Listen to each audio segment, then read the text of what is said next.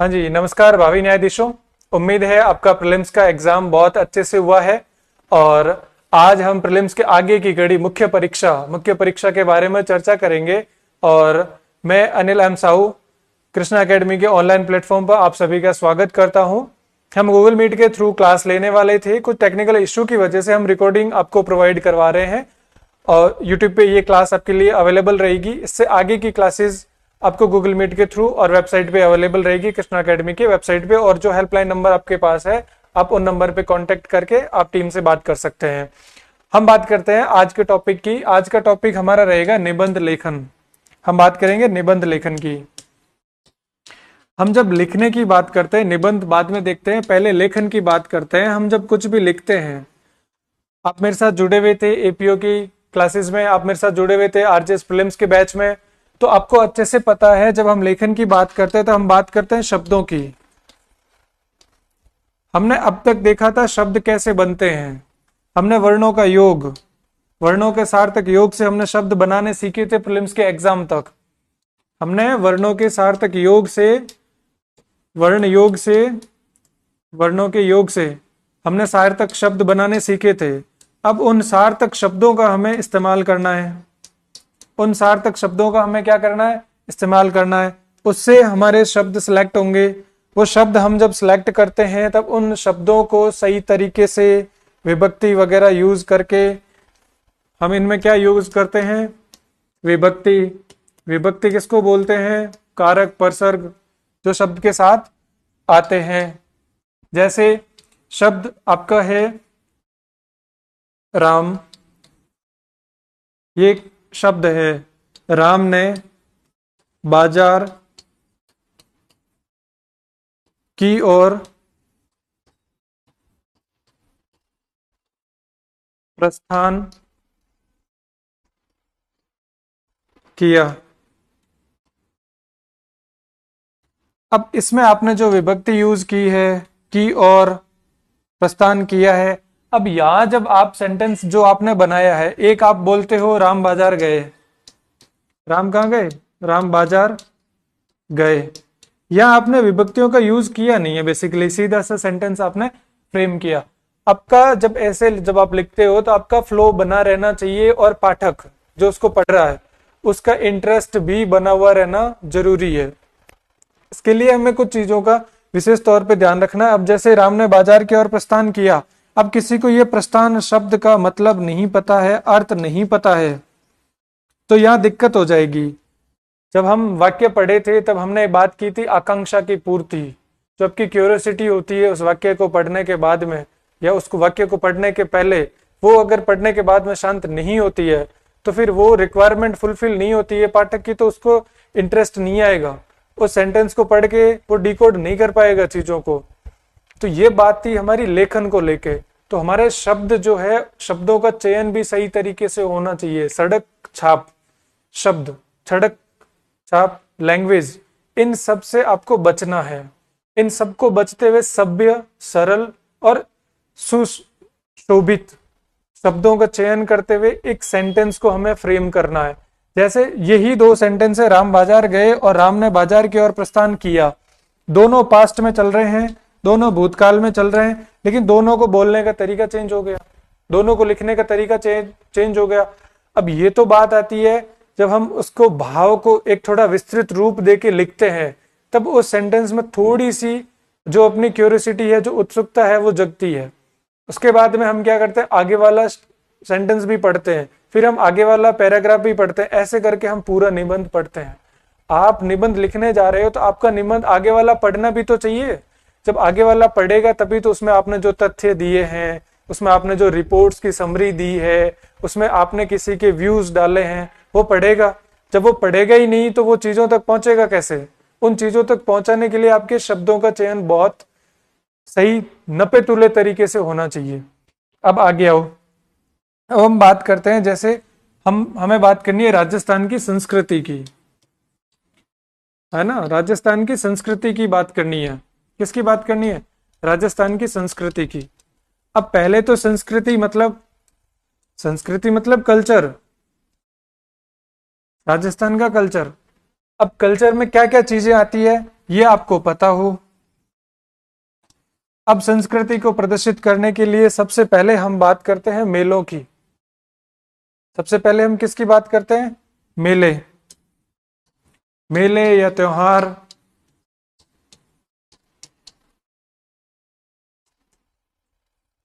आपकी शब्दों की शुद्धि भी होनी चाहिए, त्योहार ऐसे लिखा जाता है।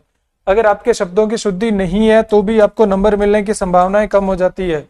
और हाईकोर्ट के पेपर जब चेक होते हैं तब आपको छोटे छोटे एरर पे भी आपके मार्क्स की आपके मार्किंग यहाँ आ जाएगी। अगर आपके 15 नंबर का ऐसे है, 20-30 नंबर का ऐसे है, 20 नंबर का ऐसे आता है, 1-2-15 के आते हैं, उसमें आपकी मार्किंग आ जाएगी 3 से 5 तक, कारण कि आपकी शब्द शुद्धि नहीं है। अब वापस आओ, मेले और त्योहार की बात करेंगे हम यहाँ के लोक गीतों की बात करेंगे, हम यहाँ के नाट्य वगैरह की बात करेंगे। हम फिर यहाँ पे जो भी कलाएं हैं, प्रदर्शन कला जिसको आप बोलते हो, प्रदर्शन कला में सब कुछ आ जाता है। इन कलाओं के जरिए हम राजस्थान की संस्कृति की जब बात करेंगे तो उनमें से हम 3-3 पॉइंट अगर डालते हैं एक एक सेगमेंट के अंदर, 3 पॉइंट आपने डाले और उनमें एक एक तथ्य आपने डाला, तो आपकी प्रमाणिकता, ऑथेंटिसिटी बढ़ जाती है। तो आपको ऑथेंटिक कंटेंट लिखना है। अब कैसे लिखोगे आप? जैसे सबसे पहले अभी चल रहा है अपना रक्षा का ऑपरेशन सिंदूर जो हुआ था, कोई बड़ी बात नहीं है, कोई अतिशयोक्ति नहीं होगी ऑपरेशन सिंदूर पे इस बार आपको ऐसे दे दे। अब जैसे उन्होंने बोल दिया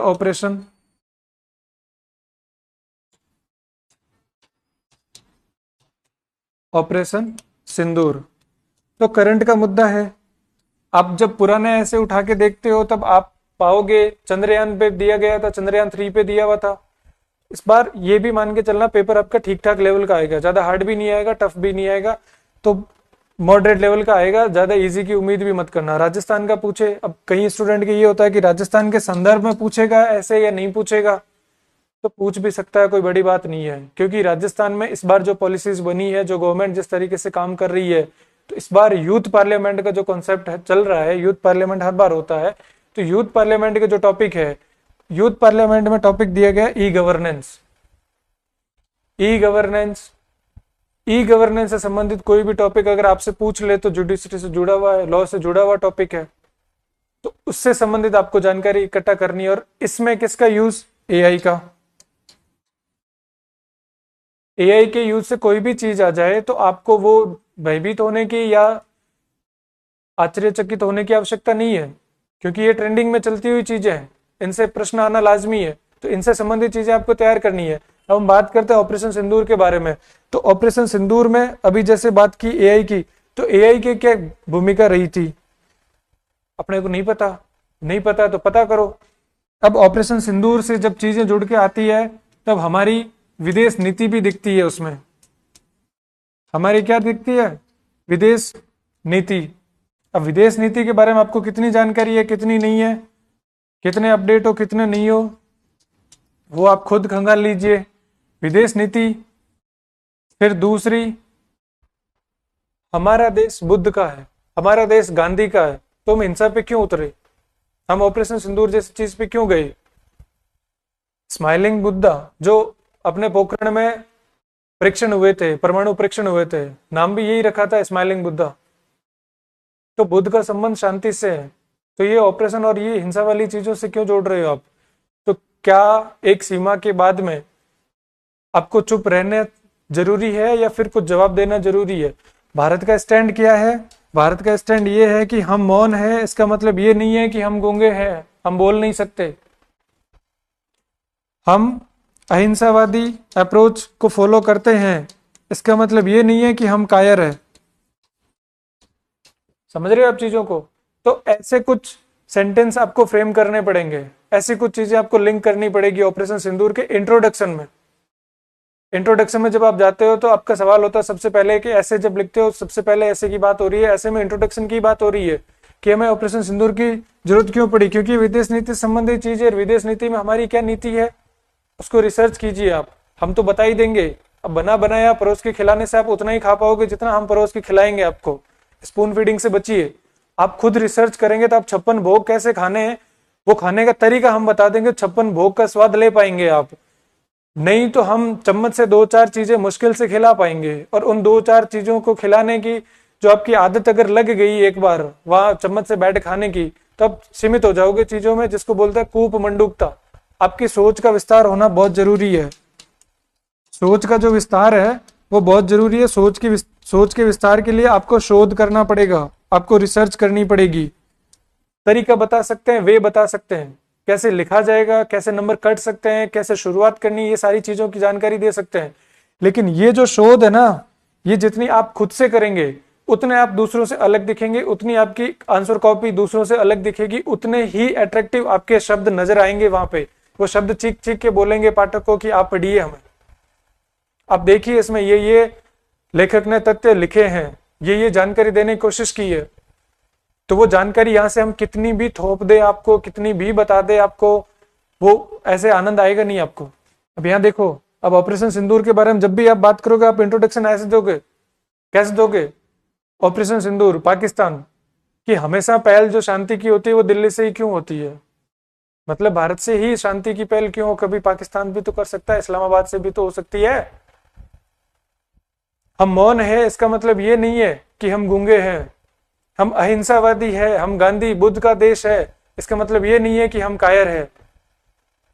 जब बात आती है देश पे और देश के हिंदुस्तान के नागरिकों पे, अखंड भारत पे, तो हमें इस तरीके के ऑपरेशन करके जवाब देना भी सुनिश्चित करना पड़ता है। सॉफ्ट पावर, दो तरीके की पावर होती है। आईआर जब आप पढ़ते हो, आईआर का सेगमेंट जब आप देखते हो न्यूज़पेपर में, एक होती है सॉफ्ट पावर और एक होती है हार्ड पावर। सॉफ्ट पावर वो होती है जो ट्रेड से बनती है, और हार्ड पावर वो होती है जो इस तरीके से बनती है, ऑपरेशंस कर दिया आपने, अटैक कर दिया, युद्ध कर लिए। तो कभी कभी सॉफ्ट पावर जब काम नहीं करे तब हमें हार्ड पावर का सहारा भी लेना पड़ता है। कुछ इस तरीके की शुरुआत का आप सोचिए। आप लिखेंगे ज्यादा से ज्यादा तभी तो सोचेंगे। तो ये इस तरीके का इंट्रो बनाना। ऑपरेशन सिंदूर पे बात इसीलिए कर रहा हूं क्योंकि इस पे आएगा, संभावनाएं है कि ऑपरेशन सिंदूर पे पूछा जा सकता है। अब यहां से आपने इंट्रो शुरू किया, अब यहां से जब इंट्रो शुरू कर दिया आपने, तो 5-7 लाइनें आपने यहाँ पे लिख ली। अब आप आगे बढ़े, अब मेन बॉडी की तरफ बढ़े। मेन बॉडी की तरफ जब आप जाते हो तो मेन बॉडी में आप क्या लिखोगे? इसकी प्रोसेस लिखोगे। मेन बॉडी में आप क्या लिखते हो? मेन बॉडी में आप प्रोसेस लिखते हो, प्रक्रिया कि आखिर ये नौबत क्यों आई। राजस्थान से हैं अपन, तो ये अपने राजस्थान की तरफ भी अटैक हुए थे। फिर हम ऊपर इंडिया वाला सेगमेंट अगर देखें तो यहां भी उन्होंने अटैक किए थे। हमने यहां इनको काउंटर करने की कोशिश की थी, राजस्थान में भी। अब फिर होता क्या है, ये तो बॉर्डर एरिया है ही है। यहां तो हमारी जो थल सेना है उन्होंने कोशिश की, सफल रहे।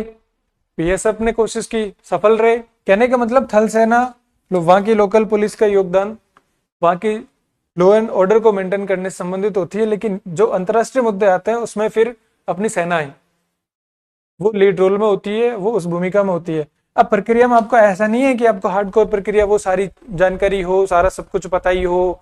इसमें आप मोटा मोटी जो आपने न्यूज में सुना उसको अपने शब्दों में कैसे पिरो के लिख सकते हैं, वो लिखने का प्रयास करेंगे आप कि इस तरीके से इन्होंने किया, सीज फायर का उल्लंघन इन्होंने किया, फिर इस तरीके से मध्यस्थताएं हुई और इस तरीके से शांति स्थापित हुई।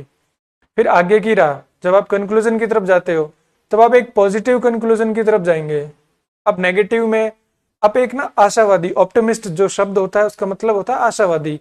आप एक आशावादी अप्रोच को अपनाते हुए देखेंगे, लिखेंगे कि पाकिस्तान के कई ठिकाने जो नष्ट कर दिए गए, हो सकता है इसकी वजह से पाकिस्तान की आवाम को, पाकिस्तान की जनता को पॉजिटिव संदेश मिला होगा कि भारत जैसे बड़े देश से, पड़ोसी देश से इस तरीके की नापाक हरकतों से दुश्मनी मोल नहीं लेनी चाहिए, और हमें कुछ न कुछ तरीके से अपने आचरण में सुधार करके, विदेश नीति में परिवर्तन करते हुए, सेना के जो तंत्र है, सेना के हाथ में जो शासन है, उसको थोड़ा सा ठीक तरीके से मॉडिफाई करते हुए भारत के साथ मित्रता स्थापित करने की पहल करनी चाहिए। तो ये पाकिस्तान को सोचने पे मजबूर किया भारत के ऑपरेशन सिंदूर ने। ये पाकिस्तान को सोचने पे मजबूर किया है भारत के ऑपरेशन सिंदूर ने। इस प्रकार ऑपरेशन सिंदूर का बदला भी महिलाओं ने लिया। ब्रीफिंग के लिए जो नाम आए थे कि इन्होंने ब्रीफिंग की थी, वो 2 नाम कौन से हैं? कमेंट करके बताइए, आप भूल भी गए होंगे। तो ये चीजें आपको याद रखनी है वर्तमान की। तो ये तो हो गई विदेश नीति से संबंधित चीजें। अब ये तो जनरल बात हो गई। अब आप ठहरे जुडिशरी से, तो आपको ध्यान में देना है कि अपनी विदेश नीति कॉन्स्टिट्यूशन में किधर है, क्या फंडामेंटल राइट में है, क्या डीपीएसपी में है। डीपीएसपी में है तो आर्टिकल कौन सा है जो विदेश नीति की बात करता है। तो इन चीजों का मेंशन करना है, और इन चीजों के स्कोप कहाँ होगा वो आप जब लिखेंगे, जैसे इंट्रो हो गया, कंक्लूजन के टाइप में हो गया, साइंटिफिक अप्रोच, ऐसे शब्दों का आपको, वैज्ञानिक दृष्टिकोण जिसको बोले, इन सारी चीजों का आपको यूज करते हुए एक ऐसे को कंक्लूड करना है। निबंध मतलब जिसमें कोई बंद ना हो, कोई बंधा हुआ ना हो। बंधा हुआ ना हो इसका मतलब ये भी नहीं है कि बिखरा हुआ हो, एक फ्लो के साथ में चीजें हो। उसमें आपने इंट्रो दिया, इंट्रो से संबंधित, इंट्रो में जो जो चीजें आपने बोल दी उन चीजों को आपने डिकोड किया, और इंट्रो और मेन बॉडी इन दोनों को मिलाते हुए आपको एक पॉजिटिव कंक्लूजन देना है कि इससे अपने देश को ये फायदा हुआ और पाकिस्तान की नापाक हरकतों पर एक सीमा तक लगाम स्थापित करने में ऑपरेशन सिंदूर सफल रहा। इस तरीके की आपको लाइनें लिखनी है। अब इस तरीके की लाइनें कहां से आएगी, न्यूज़पेपर के आर्टिकल्स, नोवेल्स, अच्छी नोवेल्स, अच्छे राइटर्स की नोवेल्स, बीबीसी, डीडी न्यूज, कोई भी न्यूज चैनल जो अच्छे प्रवक्ता जो हो उनकी बात कर रहा हूं मैं। वहां से आप जब चीजों को सुनते हो तो आपके शब्दों का, आपके वर्ड्स का कलेक्शन बढ़ता है। ये बात है। अब आगे आओ आप। अब आपके ऐसे के टाइप्स कितने होते हैं, ऐसे के टाइप्स कितने होते हैं, इससे क्या मतलब है, आपके लिखने के तरीके की बात करता हूं मैं, कैसे लिखोगे आप। एक तो आपका ये पेज है, इस पेज पे आपने यहां से शुरू किया, कोई भी पैराग्राफ या कुछ भी आप लिखना शुरू करो तो यहां उसका शीर्षक या टाइटल जो भी है आपने दे दिया, उसके बाद में आपकी लाइन यहां से शुरू हो रही है। एक लाइन, ये पहली लाइन है, ये दूसरी लाइन है, आपको यहां से शुरू करना है। आपको कहां से शुरू करना है, यहां से शुरू करना है लिखना। ये आपने एक पैरा लिखा, दूसरा पैरा जब शुरू होगा वो भी यहीं से शुरू होगा जहां से ये शुरू हुआ है। ये छोटी छोटी चीजों का आपको ध्यान रखना है, क्योंकि ये आपकी प्रेजेंटेशन, इसको बोलते हैं प्रस्तुतिकरण, इस प्रस्तुतिकरण को अच्छा बनाती है। जब कुछ चीजें अच्छी तरीके से, खाना स्वाद से बाद में पता चलता है, पहले वो परोसा किस तरीके से गया है, वो डेकोरेट किस तरीके से किया गया है, उससे आपके मुंह में पानी आता है। स्वाद का आस्वादन तो आप बाद में करेंगे। तो ये प्रेजेंटेशन, इसमें क्या हो रहा है, हम पैरा लिख रहे हैं, हम क्या लिख रहे हैं, पैराग्राफ में। तो पैराग्राफ में बोरियत की संभावनाएं थोड़ी सी ज्यादा होती है। आप भी कोई कंटेंट पढ़ते हो तो उसमें आप कोशिश करते हो कि कोई फ्लो चार्ट हो गया, कोई डायग्राम हो गया, इस तरीके का ऐसे कुछ चीजें दर्शा रखी हो, तो उन चीजों पे बॉक्स बना दिया आपने, ऐसे कोई चीजें दर्शा दी। यहाँ पे कुछ चीजों की बात आई तो आपने इसको एक पेज पे इधर हेडिंग डाल के इसको बॉक्स में बंद करके फिर इसमें से 4 पॉइंटर निकाल के इसमें एक एक दो दो पॉइंट आपने बना के लिख दिए। तो इस एक पेज की प्रस्तुतिकरण आपके दूसरे ऐसे से हट के हो जाएगी। नॉर्मली कॉपी उनके पास जाती है, सीक्वेंस से जाती है सभी की। आपसे पहले की कॉपी में, आपसे बाद की कॉपी में क्या लिख रखा है, बाद वाली का मैटर नहीं करता लेकिन पहले वाली का मैटर करता है। आपकी कॉपी इस तरीके की होनी चाहिए कि आपके बाद में जो 10 कॉपी आ रही है उनका बेड़ा गर्क कर दे। नेगेटिव अप्रोच नहीं है कंपटीशन में, पॉजिटिव अप्रोच यही होती है कि आपके कॉम्पिटिटर से आपके नंबर अधिक आने चाहिए और आपसे उसके नंबर कम आने चाहिए। तो उसके नंबर कम आने का एक ही तरीका है, 2 तरीके होते हैं, एक ये लाइन है और एक ये लाइन है।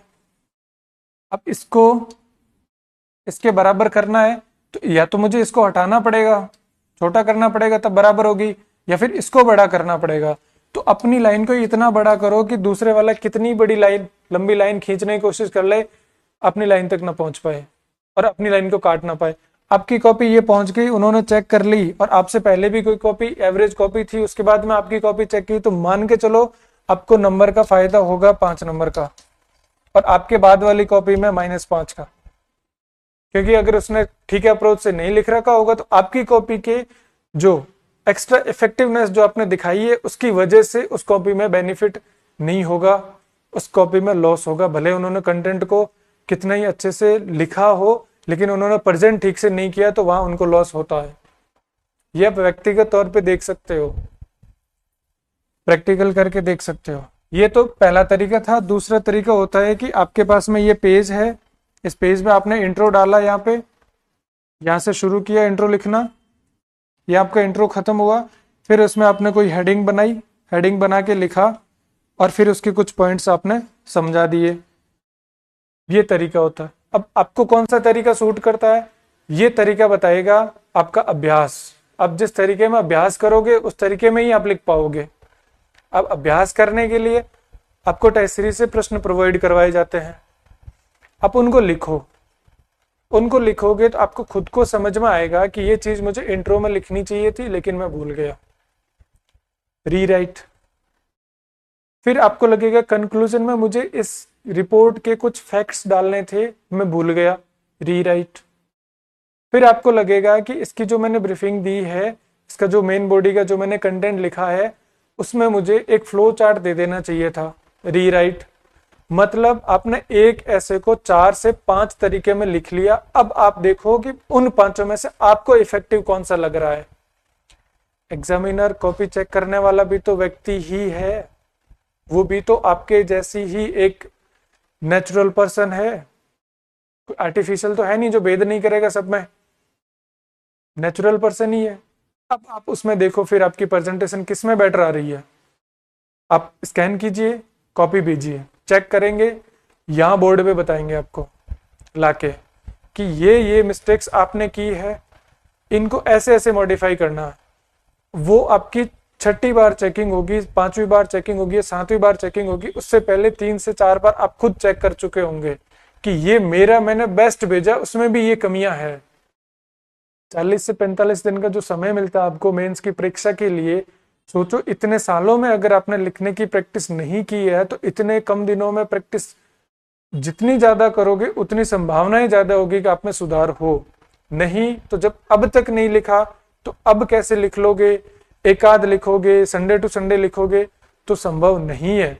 लेकिन डेली के 4-5 बार लिखोगे, एक ही टॉपिक पे 4-5 बार लिखोगे तो उस टॉपिक के फैक्ट्स आपको याद हो जाएंगे। और कुछ फैक्ट्स है जो आपको हमेशा ध्यान में रख के चलने हैं, वो टॉपिक्स बता देता हूं, इंपॉर्टेंट फैक्ट्स जिनके ध्यान में रखने हैं। सबसे पहला जो अभी मैंने नाम लिया है, एक ऑपरेशन सिंदूर। ऑपरेशन सिंदूर के जितने भी फैक्ट है ये आपको ध्यान में रखने हैं। इससे संबंधित आपकी एक फैक्ट बुक होनी चाहिए, एक डायरी होनी चाहिए जिसमें आपके पास में सिर्फ और सिर्फ फैक्ट्स लिखे हो, कुछ रिपोर्ट्स लिख रखी हो, रिपोर्ट्स, फैक्ट्स और कुछ सेज या कुछ कोटेशन वगैरह आपके इसमें लिख रखे हो। और ये आपकी डायरी निजी होनी चाहिए, आपकी पर्सनल होनी चाहिए। आपके खुद के विवेक और आपके ऐसे को ये डायरी ही अलग बनाएगी। हम जो चीज बता रहे हैं, हम जो जानकारी दे रहे हैं वो सभी तक जा रही है सामूहिक रूप से। हम किसी एक को कान में जाके नहीं बोल रहे हैं बेटा तुम्हें ये करना है या प्रिय विद्यार्थी आपको ये करना है, वो सभी को सामूहिक रूप से वही जानकारी मिल रही है। अब इस डायरी में जो आप कर रहे हो वो आपका इंडिविजुअल है, वो आपका निजी कंटेंट है। अब उस कंटेंट को जब आप यूज करेंगे यहाँ पे, तब हम बताएंगे कि इसको और इफेक्टिव तरीके से कैसे यूज किया जा सकता था, जिससे आपका जो पॉइंट है, जो फैक्ट है वो हाईलाइट होता, उसको अंडरलाइन किया जाना चाहिए, नहीं किया जाना चाहिए, किया जाना चाहिए तो किस तरीके से किया जाना चाहिए, यहाँ पे कुछ चीज एड ऑन की जानी चाहिए थी तो उसको किस वे में एड ऑन करते तो वो ज्यादा इफेक्टिव दिखती। क्या होता है, कंटेंट दब जाता है आपका, कई बार कंटेंट दब जाता है। आपने लाइंस लिख ली, समझ में नहीं आया, हो सकता है वहां पे फ्लो चार्ट बना होता तो वो कंटेंट आपका हाईलाइट हो जाता। और वहां आपने क्या किया कि 4 लाइन में उस कंटेंट को पिरो दिया। अब ये जो फ्लो चार्ट जिसने बना दिया और 4 लाइनें जिसने पिरो दी, इसकी वजह से तो उसके 2 नंबर प्लस हो गए और उसको 1 नंबर मिला। तो लास्ट में जिनके सिलेक्शन नहीं होते, 4-5 नंबर से ज्यादा की वजह से बाहर नहीं होते, वो 4-5 नंबर ही होते हैं जिनकी वजह से बाहर होते हैं वो। तो ये 4-5 नंबर ये डायरी दिखाएगी आपके, ये फैक्ट शीट दिखाएगी आपको।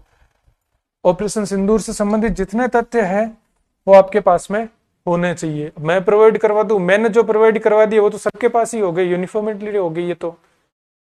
अब आपका अलग क्या रहा, इसलिए आप खुद तैयार करें। खुद तैयार करोगे तो कहीं ना कहीं से पढ़ोगे ना उस चीज को। लेकिन आप क्या बोलते हो, न्यूज़पेपर पढ़ लें क्या, आर्टिकल पढ़ लें क्या, ये पढ़ लें क्या?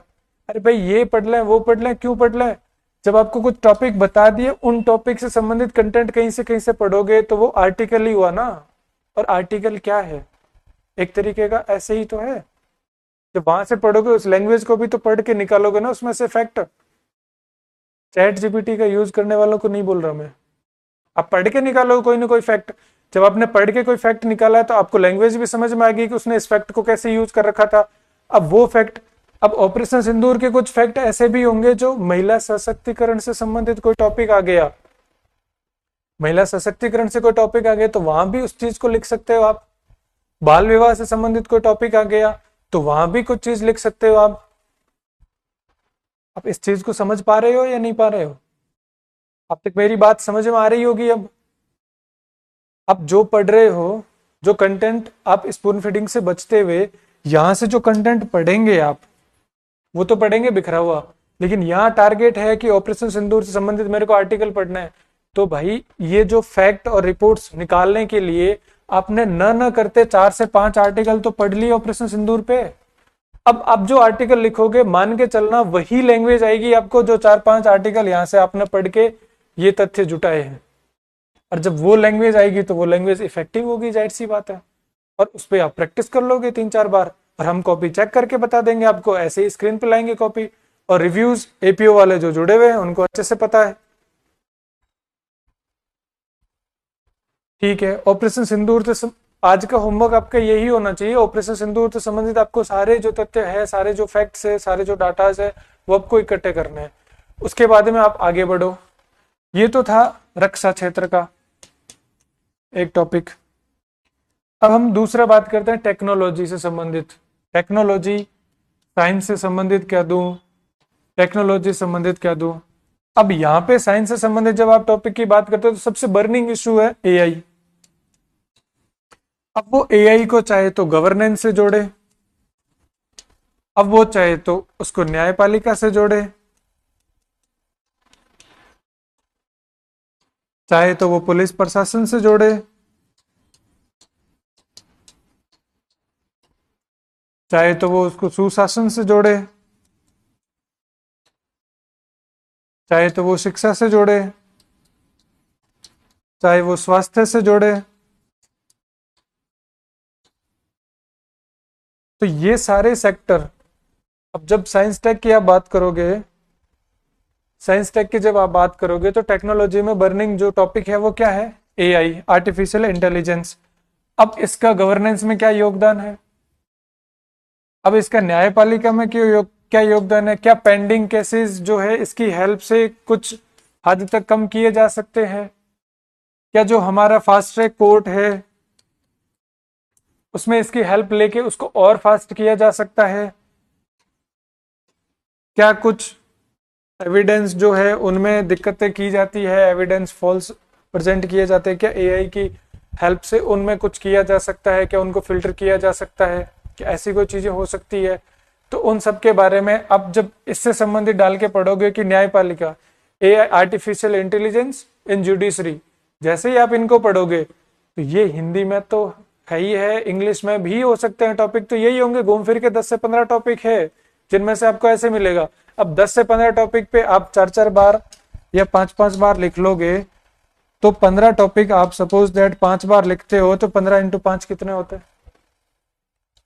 25, 2, 5, 7। जब 75 बार आप कोई चीज लिख लोगे 75 टाइम्स, तब क्या बच जाएगा भाई आपके पास में जो आपको लिखना चाहिए था आपने नहीं लिखा? अलग अलग टॉपिक उठाओ, 75 टॉपिक पे लिख डालो। कुछ टॉपिक बता दिए, जैसे सिंदूर बता दिया, एआई बता दिया। अब ये साइंस के सेक्टर में ये हो गया। अब इसका वही एआई का योगदान जो है स्पेस साइंस में वो भी हो सकता है। एजुकेशन हो गया, हेल्थ हो गया। अब इनकी फिर वापस वही बात आती है, फिर आता है सामाजिक मुद्दे। फिर कौन से मुद्दे आते हैं? सामाजिक मुद्दे। सामाजिक मुद्दों में जब आप बात करोगे बच्चों की, तो बच्चों से संबंधित सबसे पहला मुद्दा एजुकेशन, कुपोषण। तो इनमें चीज एआई घूम फिर के वापस आ जाएगी। और एआई आपने तैयार कर लिया, फिर आपने अगर स्पेस साइंस में सैटेलाइट वगैरह की आपको जानकारी है तो क्या एजुकेशन के लिए कोई ऐसा सैटेलाइट है जो एजुकेशन के ही सेक्टर में काम कर रहा हो स्पेसिफिक? अपने न्यूज में पढ़े होंगे। हम तथ्य सबसे लास्ट में प्रोवाइड करवाएंगे जिस वक्त आपका माइंड चल ही ना रहो, आपने इतना सब कुछ ढूंढ लिया। फिर हमेशा एक चीज आपने नोटिस की होगी, घर में जब हलवा बनता है या फिर घर में कोई ऐसी स्वीट्स बनती है तो सबसे लास्ट में ड्राई फ्रूट्स निकाल के क्रश करके उसमें डाले जाते हैं, उससे पहले ड्राई फ्रूट्स बाहर नहीं निकाले जाते। अगर पहले ही ड्राई फ्रूट्स निकाल दिए तो वो प्रोसेस बिगड़ जाती है फिर उसकी, उस स्वीट की या हलवे की जो भी आप बना रहे हो उसकी, क्योंकि आपका पूरा फोकस ड्राई फ्रूट्स पे होता है। ड्राई फ्रूट्स लास्ट में डालो ताकि वो अलग लुक दे, एक अलग चीज प्रेजेंट जब आप करते हो तो वो एक अलग नजर आए। हम जो तथ्य फैक्ट एक बार आप जब तक खुद, और स्वर्ग खुद के मरने से ही मिलेगा। कोई भी आपको बोल दे कि हमने ये बता दिया अब इस तरीके से कर लेना, ये कर लेना, वो कर लेना से कुछ नहीं होता है। बताएंगे कम, करना ज्यादा से ज्यादा। आपको चेक करके जो जो गलतियां हो रही है वो बताई जाएगी, गलतियों को सुधारना है। करना तो सबको पता ही है कि क्या करना है, कैसे लिखना है। ऐसा तो है नहीं कि आपको सेंटेंस बनाना नहीं आता, चाहे इंग्लिश का ऐसे हो चाहे हिंदी का हो।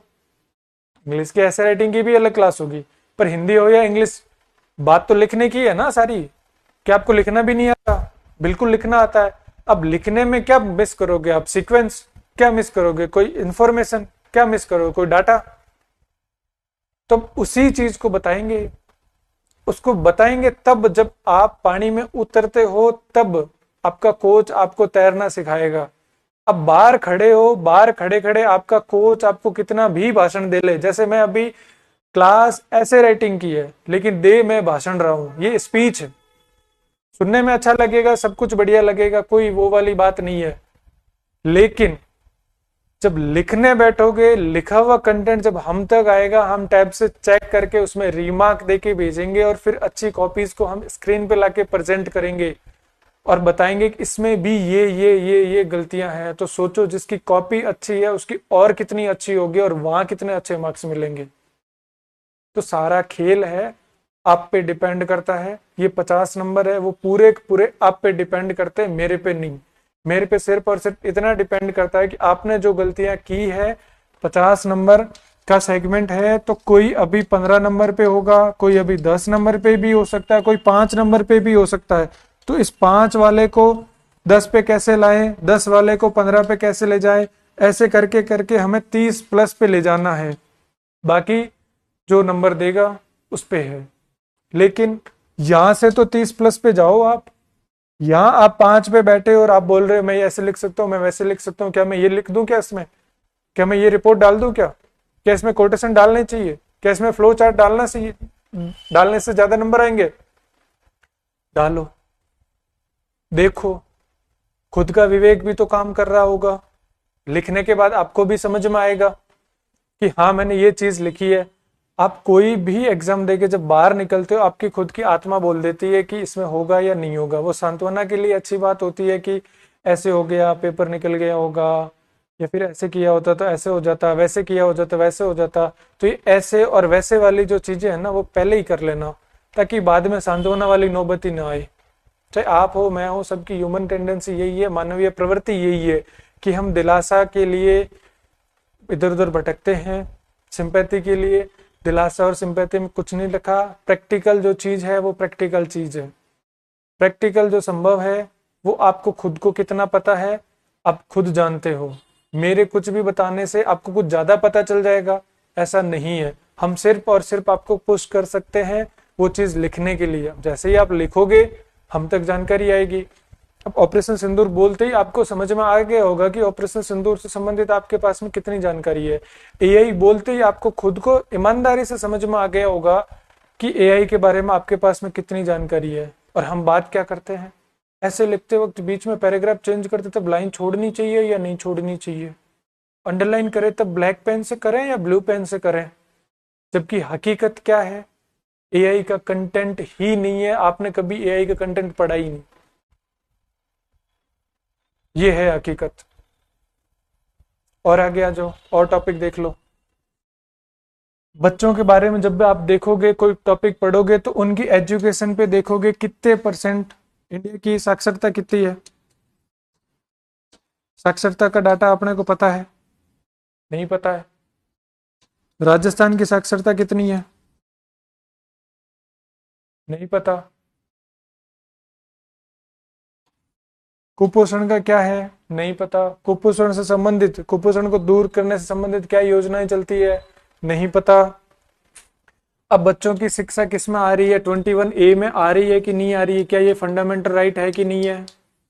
तो बच्चों की शिक्षा से संबंधित एक लाइन आपको मिली कि नहीं मिली? कब मिलेगी? जब आप लिखोगे। आगे आओ। कुपोषण की अगर बात करें, बच्चा अगर स्कूल जा रहा है तो mid day meal, MDM, mid day meal योजना स्कूलों में चल रही है नहीं चल रही? बिल्कुल चल रही है। बच्चों की बात करो समाज में, उसके बाद में सबसे ज्यादा महिलाओं की बात, बच्चों के बाद महिलाओं की बात करो अगर आप, तो महिलाओं की बात करो, एक वो जो घरेलू कार्यों में लिप्त है और एक जो वर्क प्लेस पे। तो महिलाओं के साथ जो हिंसा, जो छेड़छाड़, जो मोलेस्टेशन होता है, उनसे संबंधित, क्योंकि आपको तो हर जगह लॉ वाला एंगल डालना है। अब इधर आओ। डोमेस्टिक वायलेंस से संबंधित अपना कॉन्स्टिट्यूशन क्या बोलता है? डोमेस्टिक वायलेंस के बारे में, डॉवरी के बारे में क्या बोलता है? क्या उनसे आप यहाँ पे 4 लाइन नहीं लिख सकते? तो महिला से संबंधित महिलाओं की समस्याओं के बारे में चीज आ जाए। फिर वर्क प्लेस की बात करो तो शारदा एक्ट, हरविलास शारदा, शारदा एक्ट को नहीं लिख सकते क्या आप? अब क्या क्या नहीं लिख सकते? बिल्कुल लिख सकते हो। फिर यहाँ बच्चे आ गए, महिलाएं आ गई, फिर वृद्धजन, फिर वृद्धजन के बारे में आप चीजें देखो, पेंशन योजनाएं हो गई, उनके चैलेंजेस हो गए, जैसे अकेलापन, ओल्ड एज होम की स्थिति, वो सारी बात हो गई। वैसे ही यहाँ पे अनाथ आश्रम की बात आ जाती है, उनकी बात आ जाती है। ये बात जब करने के बाद में सामाजिक मुद्दे तो कंक्लूड हो जाते हैं एक तरीके से। ये तो थे दिखते हुए मुद्दे। अब कुछ आते हैं हिडन मुद्दे। हिडन मतलब जो साइकोलॉजिकल या जो फिलोसॉफिकल, जिसको आप बोलते हो फिलोसॉफिकल, ऐसे आ गया। एक लाइन बोली जाती है जब भी धर्मशास्त्र वगैरह सभाओं में जब आप जाते हो, आपने सुना होगा, जैसे एक लाइन लिख दी यहाँ पे, सच ने जूते भी नहीं पहने,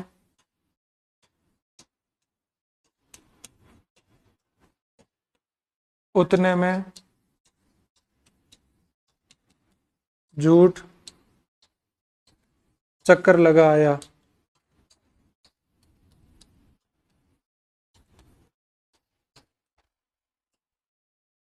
अब बताओ, यहाँ पे लिखने के लिए कौन से तथ्य काम आ जाएंगे आपके? कौन सी आपकी नॉलेज काम आ जाएगी किताबों वाली? कौन से आपकी जुडिशरी के लिए जो भी आपने पढ़ाई की है वो नॉलेज काम आ जाएगी? यहाँ फिर क्या काम आता है? आपकी अप्रोच, आपकी अपनी अप्रोच जो आपने विकसित की है, चाहे आप 25 साल के हो 25 साल तक, चाहे आप 30 के हो तो 30 तक, 35 के हो तो 35 तक। और इन सबको समझाने के लिए सबसे बेटर तरीका होता है एग्जाम्पल। अपने खुद के निजी जीवन के एग्जाम्पल, गर्लफ्रेंड बॉयफ्रेंड वाले नहीं, आपके जो भी अनुभव रहे हो सार्वजनिक तौर पे इन चीजों को लेके, सच झूठ को लेके, उन चीजों को कहने का मतलब क्या है? सच, सच जो चीज होती है वो उस झूठ, जो झूठ 100 बार बोला गया उसके सामने दब जाती है। अब ऐसी क्या घटनाएं घटित हुई होगी, या फिर ऐसी क्या चीजें आपने आसपास नोटिस की होगी या ऑब्जर्व की होगी, कुछ कहानी बना के, कुछ एग्जाम्पल बना के, कुछ किरदार गढ़ के उस ऐसे को कंप्लीट करेंगे आप। समझ रहे हो इस चीज को? और ये बात आती है इंटीग्रिटी की, जिसको बोलते हैं सत्यनिष्ठा। क्या बोलते हैं? सत्यनिष्ठा। जब बात आती है इंटीग्रिटी की तो ये किससे जुड़ती है? ये जुड़ती है न्यायपालिका से, ये जुड़ती है अपने प्रशासन से। न्यायपालिका क्यों तीनों अंगों से जुड़ती है? कार्यपालिका से भी जुड़ती है उतनी, प्रशासन या कार्यपालिका, और जो विधान बनाते हैं विधायिका से भी ये चीज जुड़ती है। अब यहाँ सत्यनिष्ठता की अगर बात करते हो तो फिर ये भी तो इसमें लिखा जा सकता है ना। कितने सारे एंगल है जो आप इसको दे सकते हो, जिन आयामों की बात की थी। फिर एक और तरीका आता है सोचने का, जैसे कोई टॉपिक है, जैसे बच्चे, अब बच्चों को आयाम दो, एक बौद्धिक। बौद्धिक आयाम की दृष्टि से जब बच्चों के बारे में आप सोचते हो तो पहला ख्याल क्या आता है? शिक्षा, उनका सही पोषण। फिर आता है इनका आर्थिक, क्या आर्थिक गतिविधियों में इनका योगदान होना चाहिए, कब तक होना चाहिए, लॉ क्या बोलता है। फिर इसमें चाइल्ड लेबर, वो वाली चीजें आप डाल दी आपने। फिर आर्थिक में ये ह्यूमन रिसोर्सेज है देश के, एचआर। फिर आर्थिक हो गया, बौद्धिक हो गया, फिर राजनीतिक, फिर वैज्ञानिक,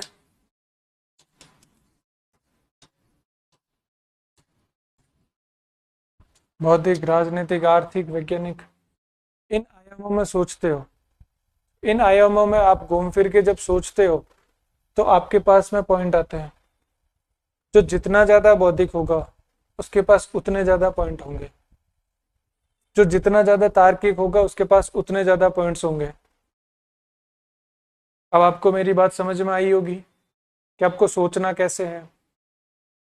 अब यहां से जब आप लिखना शुरू करते हो बच्चों के बारे में, जब ये फ्लो चार्ट बना के आपके पास में 5-7 पॉइंट सभी के हैं, तो क्या आपका ऐसे कंप्लीट नहीं होगा? क्या आप ऐसे में वो चीजें नहीं दे पाओगे? और भी नहीं समझ में आ रहा तो और आगे आओ। कुछ कॉपीज है जिन्होंने कैसे लिखा है, इधर देखो। आपको दिख रही होगी कॉपी, आराम से दिख रही होगी। नहीं दिख रही है तो कोई बात नहीं, और जूम कर लेते हैं इसको।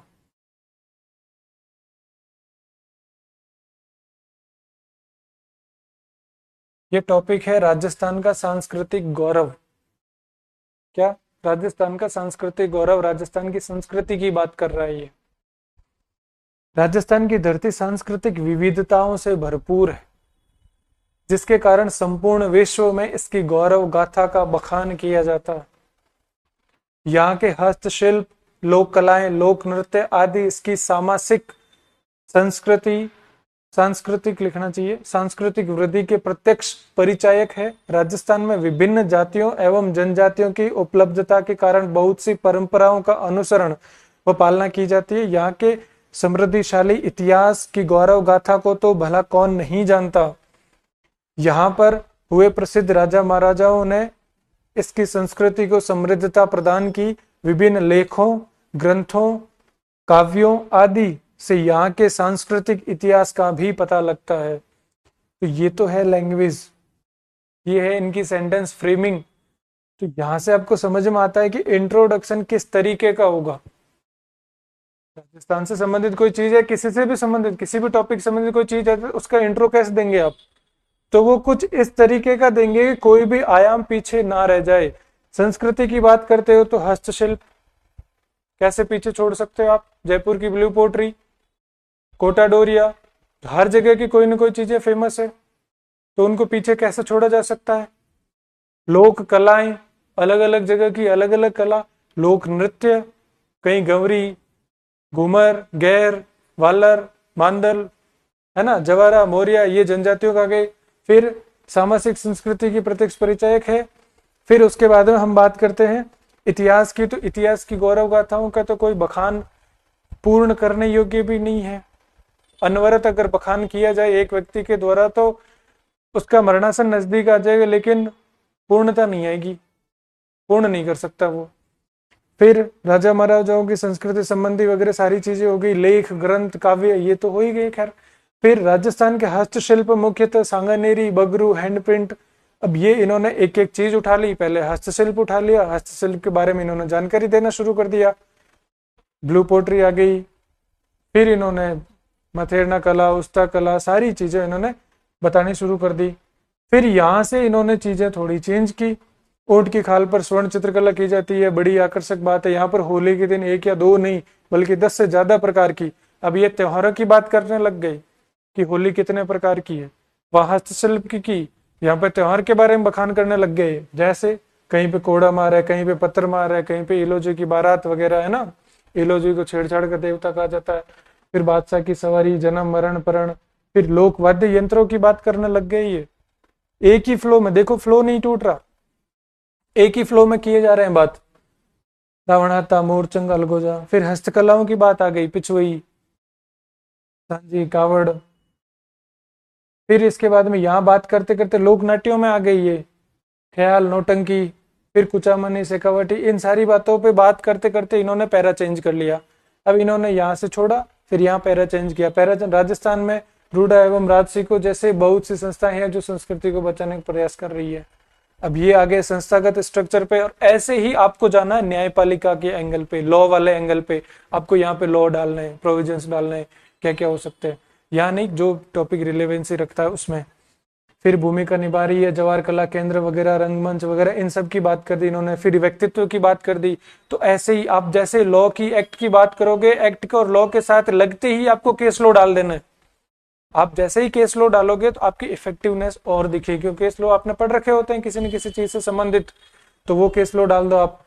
इन्होंने वहां संस्थाएं बात की, पहले जो की चीज की बात थी वो सारी बात की, फिर फ्लो न टूटे इसके साथ में ही इन्होंने बात कर ली संस्थाओं की। तो आप वहां बात कर लोगे लॉ की, प्रोविजंस की, फिर आप बात कर लोगे केस लॉ की, फिर आप आगे बढ़ो, फिर यहाँ व्यक्तित्व की बात कर ली, फिर व्यक्तित्व की बात करते करते वापस ये उन्हीं चीजों पे आ गए, मतलब कंक्लूजन की ओर बढ़ रहे हैं। तो यहाँ पे एतो सुरगा ने शर्मावे, यहीं पर देव रमन ने आवे, हीरो जस नर नारी गावे, धरती दोरारी। ये लाइन वहां से उठा के इन्होंने लगा दी यहाँ पे, धरती दोरारी कन्हैयालाल जी की है। राजस्थानी सांस्कृतिक विशेषता विविधता इसलिए भी अति महत्वपूर्ण हो जाती है क्योंकि यहाँ अलग अलग क्षेत्रों में लोग बसे हैं, जहाँ भौगोलिक परिस्थितियां भिन्न भिन्न है। लोकगीतों में यहाँ शादी ब्याह जला वगैरह वगैरह जो भी रीति रिवाज आ गए वो इन्होंने बता दिए। फिर इस प्रकार इन्होंने इस चीज को एंड की ओर लिया, और यहाँ पे इनको 20 में से 12 नंबर दिए गए हैं। ये RAS की कॉपी है, आपकी नहीं है, लेकिन हर जगह चेक करने का तरीका यही होता है, लिखने का तरीका इसी प्रकार से चलता है। तो ये सारी चीजें अब इन्होंने एंड कैसे किया, यह सरकार, प्रशासन, नागरिक के त्रिविमीय पवित्र सहयोग से सांस्कृतिक विभिन्नताओं का संरक्षण किया जा सकता है, राज्य की अद्वितीय बनाती है संस्कृति, मायने वगैरह, ये सारी चीजें इन्होंने लिख के एंड की ओर ले गए। अब आपको ये चीज समझ में आ गई होगी कि आपको लिखना कैसे है। सारा काम किससे होगा, सारा काम होगा लिखने से ही। सारा काम किससे होगा, लिखने से। तो पहली चीज आपको शब्द चयन पे ध्यान देना है, शब्द चयन। दूसरी बात, आप सरल वाक्य का यूज करो। वाक्य 3 प्रकार के होते हैं, सरल, संयुक्त और मिश्र, आपने पढ़े हैं। सरल वाक्य का यूज करो, ये बात हो गई। फिर जब वाक्य की यूज करें तब आप उसका फ्लो बना रहना चाहिए, जो धारा प्रवाह शैली होनी चाहिए आपकी। इसको क्या बोलते हैं हिंदी में, धारा प्रवाह लिख लूं मैं। आपका प्रवाह, आपका प्रवाह जो बना रहना चाहिए। ये वाली चीजें थोड़ी इनसे बचना है आपको, और ये वाली भी ज्यादा घातक होती है। कहीं पे कुछ लिख रहे हो, कहीं पे कुछ लिख रहे हो, तो आप पहले ही अपने प्रवाह को सुनिश्चित कर लीजिए। ये 3 चीजें तो आपकी लेखनी से संबंधित आएगी। किससे संबंधित आएगी, लेखनी से संबंधित या लेखन से संबंधित। अब आती है बात कंटेंट की। कंटेंट की जब आप बात करते हो तो 4th पॉइंट यहाँ से शुरू होता है। जब आप लिखते हो ना, ये काट चाट से भी बचना है ना आप, कि ये काट दिया एकदम पूरा नाशी कर दिया इसका, तो इससे बचना। काटना है तो ठीक है, सीधी सी लाइन फेर दो। फिर आता है कंटेंट में। कंटेंट में आपका ज्ञान, ज्ञान में करंट अफेयर्स की चीजें, उससे लिंक करो, सबसे ज्यादा ये है। फिर आप उसमें से कितने आयाम निकाल सकते हो, उन आयामों पे आप लिखो। फिर आगे आओ, फिर ज्ञान में भी आपने डाल दिया। ज्ञान के बाद में आपको समझ में आना चाहिए प्राथमिकता किस चीज को दी जाए, प्राथमिकता। तो वो पैटर्न आप स्वयं जब लिखेंगे तब आप डिसाइड कर लेंगे, और एक बार लिख के जब भेजेंगे तो हम पता रहेगा कि आप इस पैटर्न में लिख पा रहे हो, तो हम वो पैटर्न आपको रिकमेंड करेंगे। फिर आती है उसकी जानकारियां, फिर आता है उसका प्रस्तुतिकरण। प्रस्तुतिकरण, प्रेजेंटेशन, ये सारी चीजें मिला के एक ऐसे को जो है इफेक्टिव रूप प्रदान करती है। तो इस प्रकार से आपके पास में जो ऐसे मिलेंगे आपको 15 नंबर के, 2 30 नंबर और 1 20 नंबर का,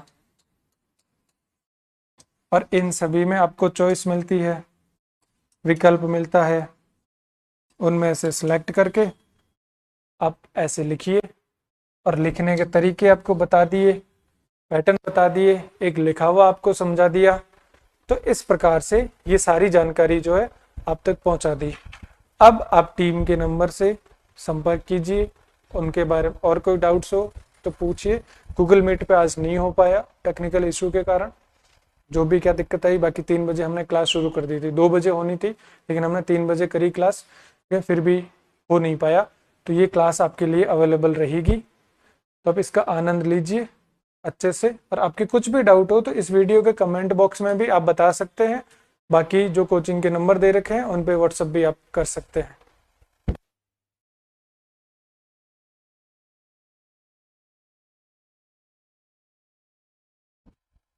तो ये डिस्कशन था आज का हमारा, और बाकी आगे की क्लास आप टेस्ट लिख के भेजिए, टेस्ट सीरीज भी आ जाएगी जल्दी। आप कोचिंग के नंबर पर कांटेक्ट कीजिए, बाकी जो भी जानकारी रहेगी वह आपको मिल जाएगी डिटेल में।